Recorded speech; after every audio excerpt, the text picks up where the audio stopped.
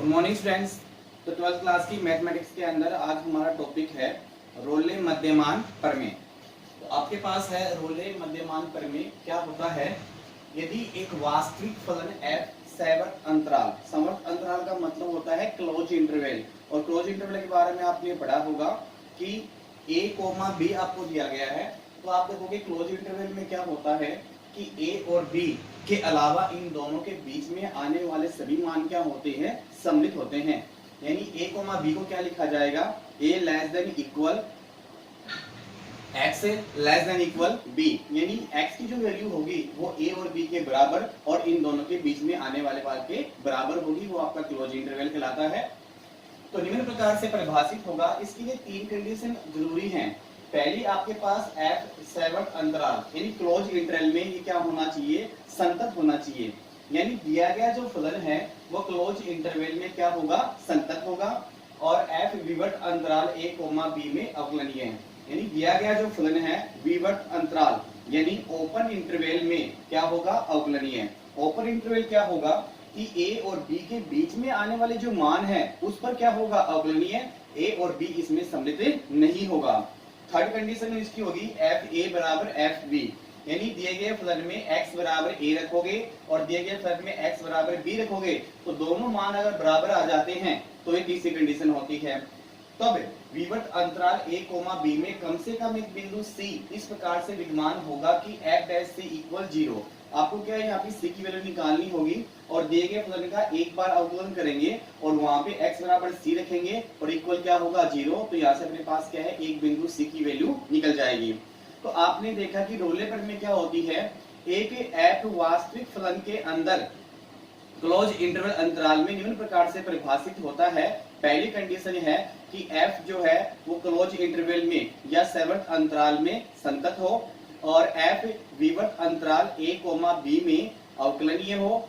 Third condition है f a बराबर f b, और अगर ये तीनों कंडीशन अप्लाई होती है तब विवर्त अंतराल a, b में एक बिंदु c इस प्रकार से विद्यमान होगा कि f डैश c इक्वल क्या होगा, 0। ये आपकी रोले प्रमेय कहलाती है या रोले मध्यमान प्रमेय होती है। नेक्स्ट है आपके पास लाग्रांज मध्यमान प्रमेय। यदि एक वास्तविक फलन f सवर्त अंतराल a, b में इस प्रकार से परिभाषित है कि f क्लोज इंटरवल में संतत हो, f ओपन इंटरवल में अवकलनीय हो, तब विवर्त अंतराल a, b में बिंदु c इस प्रकार से स्थित होगा कि f डैश c बराबर f b minus f a upon b minus a। और आपके पास ये लाग्रांज मध्यमान जो प्रमेय है ये रोले प्रमेय का ही विस्तारित रूप होता है। तो आपने देखा कि लाग्रांज मध्यमान प्रमेय क्या होती है, कोई फलन f वास्तविक फलन है तो f क्लोज इंटरवल में या f सवर्त अंतराल a, b में निम्न प्रकार से परिभाषित होगा। पहली कंडीशन है f close interval a, b में संतत हो, f विवर्त अंतराल a, b में अवकलनीय हो, तब एक विवर्त अंतराल में एक बिंदु c इस प्रकार से विद्यमान होगा कि f dash c equal F B minus F A upon F B होगा। और आपकी जो रोले प्रमेय है उसका जो विस्तारित रूप है वो क्या कहलाता है, लाग्रांज मध्यमान प्रमेय। यानी कहने का तात्पर्य ये है कि लाग्रांज मध्यमान प्रमेय जो है वो रोले प्रमेय का विस्तारित रूप होता है। 7.6 के अंदर पहला क्वेश्चन है, निम्नलिखित फलनों के लिए रोले प्रमेय का सत्यता की जांच कीजिए। कि आपको ये बताना है कि रोले प्रमेय सत्यापित होती है क्या नहीं। और रोले प्रमेय क्या होती है, कोई वास्तविक फलन f सवर्त अंतराल a, b में निम्न प्रकार से परिभाषित होता है। उसकी फर्स्ट कंडीशन होती है कि फलन f क्लोज इंटरवल में संतत हो, फलन f ओपन इंटरवल में अवकलनीय हो। थर्ड कंडीशन f a बराबर f b होती है, तब एक बिंदु c ओपन इंटरवल में इस प्रकार से विद्यमान होता है कि f डैश c बराबर 0। ये तीनों कंडीशन जब अप्लाई होती है तो आप क्या है, c की वैल्यू निकाल सकते हैं। तो देखिए पहला है आपको फलन है f(x) इक्वल e की power x into sine x minus cos x if x belongs to close interval π/4, 5 π/4। तो आपको ये देखना है कि सबसे पहले ये जो फलन है वो क्लोज इंटरवल में संतत है या नहीं और ओपन इंटरवल में अवकलनीय है या नहीं। तो तो आपने एक्सरसाइज 6 के अंदर पढ़ा है कि चर घातांकीय फलन और त्रिकोणमितीय जो फलन होते हैं वो क्या होते हैं, संतत और अवकलनीय होते हैं। तो आप बोलोगे यहां से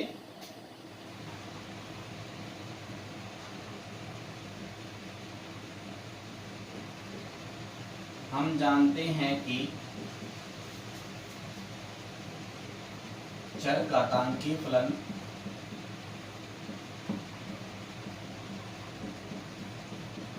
और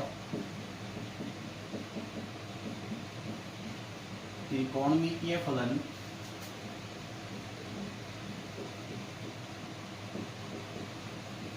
अपने अंतराल में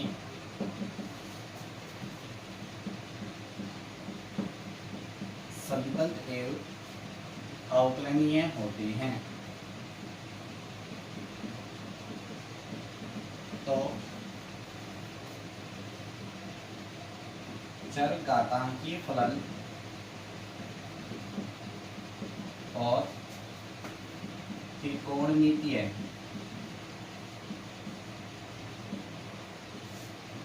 फलन का गुणन भी अपने अंतराल में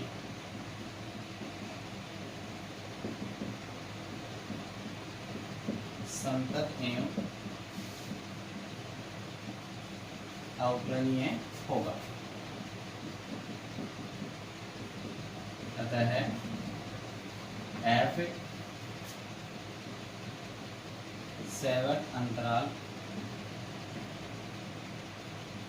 π/4, 5 π/4 में संतत तथा विवर्त अंतराल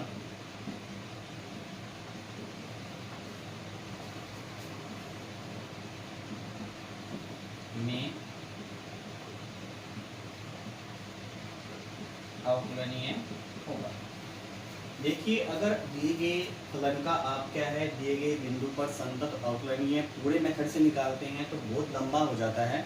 और चैप्टर नंबर 6 में आपने ये पढ़ा है कि चर घातांकीय फलन e⁻x आपके पास चर घातांकीय फलन है और sin x cos x जो होते हैं वो त्रिकोणमितीय फलन होते हैं। तो चर घातांकीय फलन भी अपने अंतराल में संतत और अवकलनीय होते हैं और त्रिकोणमितीय फलन भी अपने अंतराल में संतत और अवकलनीय होते हैं। इन दोनों का गुणनफल भी जो है वो इन दोनों का जो गुणनफल है वो भी अपने अंतराल में संतत एवं अवकलनीय होते हैं। अतः दिया गया जो फलन f है वो क्लोज इंटरवल a, b में संतत है और दिया गया फलन f जो है वो ओपन इंटरवल a, b में अवकलनीय है। आपकी दो कंडीशन सिद्ध हो गई है। अब थर्ड कंडीशन आपको fa बराबर fb प्राप्त करने के लिए आपको निकालेंगे यहाँ से। तो fa की वैल्यू आपके पास कितनी है, π/4। तो f π/4 की वैल्यू निकालेंगे तो क्या प्राप्त होगा, e की power π/4 into sine π/4 minus cos π/4। तो यहाँ से अपन देखेंगे e की पावर π/4 इंटू साइन π/4 जो है उसकी वैल्यू की यानी साइन 45 की वैल्यू जो होती है 1/√2 और cos π/4 की वैल्यू भी 1/√2। तो यहाँ से आप देखोगे f π/4 की वैल्यू जो है वो क्या होगी, e की पावर π/4 इंटू ये कैंसिल हो जाएगा तो क्या जाएगा 0 इक्वल कितना आ गया 0। इसी प्रकार से आप f 5π/4 की वैल्यू निकालेंगे तो e की power 5π/4 into sine 5π/4 minus cos 5π/4। अब यहाँ से आप देखोगे 5π/4 जो है वो कितना होता है डिग्री के अंदर। देखो π/4 की वैल्यू जो होती है वो कितनी होती है 45 डिग्री और 45 को अपन किससे गुणा करेंगे, 5 से गुणा करेंगे तो कितना प्राप्त होगा हमें 225 डिग्री। यानी 5π/4 की वैल्यू जो है वो कितनी है 225 डिग्री।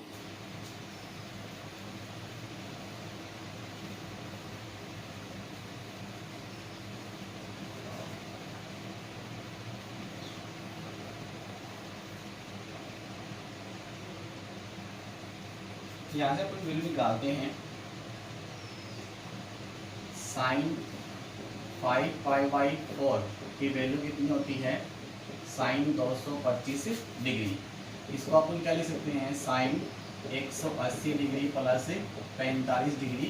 तो आप देखोगे ये जो वैल्यू है वो क्या बन जाएगी, ये कौन सी फास के अंदर गया, थर्ड कोऑर्डिनेट के अंदर जा रहा है। तो आप देखोगे इसकी वैल्यू क्या होगी, माइनस साइन 45 डिग्री, और उसकी वैल्यू कितनी होगी, माइनस का 1/√2।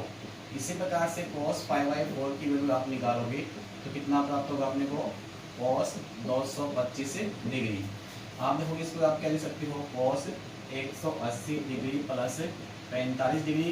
थर्ड के अंदर cos कैसा होता है, नेगेटिव होता है। तो आप देखोगे माइनस cos 45 डिग्री और उसकी वैल्यू कितनी आ गई, माइनस का 1/√2। तो यहाँ से अपन मान निकालेंगे, f 5π/4 की वैल्यू निकाल रहे हैं। तो आप देखोगे क्या प्राप्त हो गया, e⁴ 5π/4 इंटू साइन π/4 की वैल्यू कितनी है आपके पास, माइनस 1/√2। फिर माइनस cos π/4 की वैल्यू कितनी है आपके पास, माइनस 1/√2। तो यहाँ से अपन देखेंगे e⁴ 5π/4 into minus 1/√2, minus into minus क्या हो जाएगा, प्लस 1/√2। तो e⁴ 5π/4 इंटू आ जाएगा 0, इक्वल क्या आ गया, 0। तो आप देख रहे हो आपकी जो थर्ड कंडीशन है एफ ए बराबर एफ बी क्या हो रहा है, अप्लाई हो रहा है। तो यहाँ से आपने क्या निष्कर्ष निकाला है, एफ 5/4 इक्वल एफ 5π/4। अगर तीनों कंडीशन अप्लाई होने के बाद में अपने को क्या है, एक बिंदु सी की वैल्यू निकालनी होती है। तो अब यहाँ से आप क्या निकालना, अपने को एफ एक्स आपको दे रखा है e⁴x into sine x minus cos x.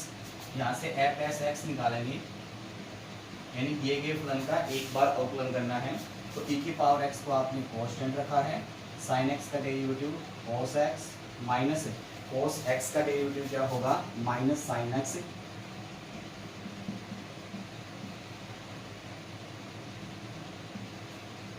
Plus यहाँ से आप क्या करना है अपने को, sine x minus cos x को आपने कांस्टेंट रखा है, और e⁴x का डेरिवेटिव क्या होगा, e⁴x।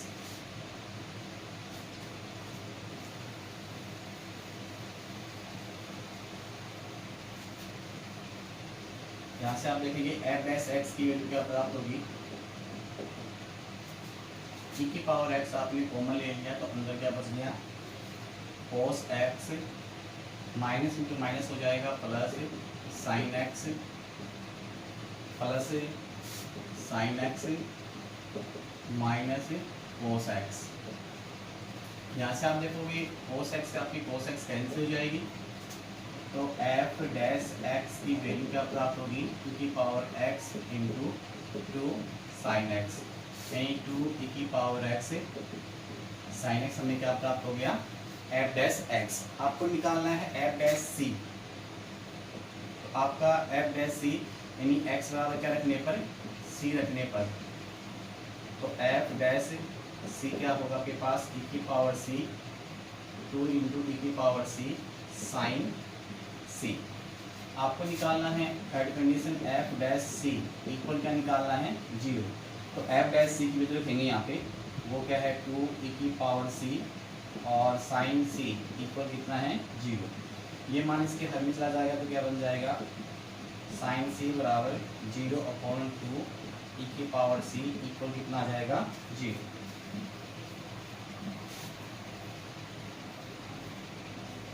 यहाँ पे sine C equal sine 0 sine pi sine 2π sine 3π, सभी का मान जो होता है वो 0 होता है। तो आपने देखा कि साइन पाई का मान भी 0, साइन 2π का मान भी 0, साइन 3π का मान भी 0।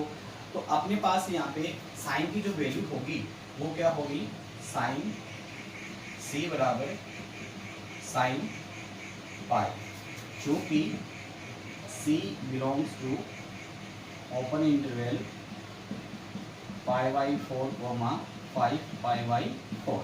यानी सी की जो वैल्यू है अपने को 45 और 225 डिग्री के बीच में लेनी है और उसमें क्या होता है अपने पास पाई होता है। तो हमारे पास सी की वैल्यू क्या हो जाएगी पाई। सी बराबर क्या प्राप्त हो गया पाई। तो सी की वैल्यू हमें क्या प्राप्त हो गई है पाई हो गई है। अतः है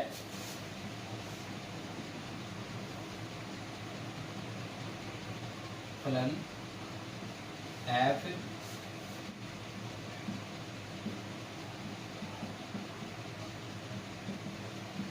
रोले प्रमेय सत्यापित होती है।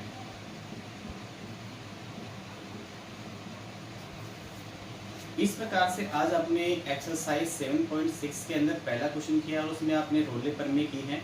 रोले प्रमेय सिंपल सा मेथड है आपके पास।